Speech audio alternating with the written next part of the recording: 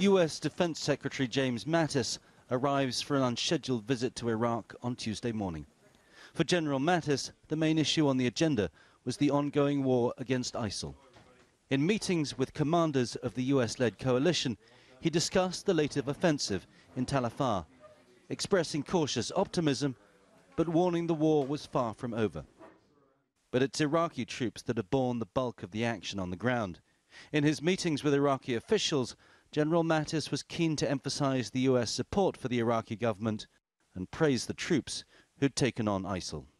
Right now we see an Iraqi army that has restored Iraqi pride. It has taken back from Daesh so many cities, so much land. It has freed so many members of the Iraqi public from the enemy, and we are going to be with you as you go forward. And the red carpet was laid out again for the Defense Secretary when he arrived in Erbil later on Tuesday afternoon. Smiles from the president of Kurdistan's regional government, Masoud Barzani, but frustration behind closed doors. US officials say the main purpose of General Mattis's trip to Erbil was to request Kurdish leaders to postpone their referendum on independence, due to take place on the 25th of September this year. But unlike previous Kurdish governments who've submitted to American requests to stifle their demands for independence, on this occasion they seem determined to press ahead.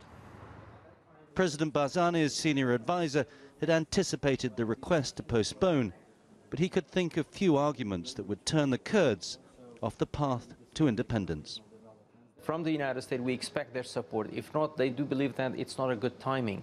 But our question to the United States, when is a good timing? Just tell us when, from your perspective, is a good timing for a people of Kurdistan to decide in a peaceful, democratic way on their destiny.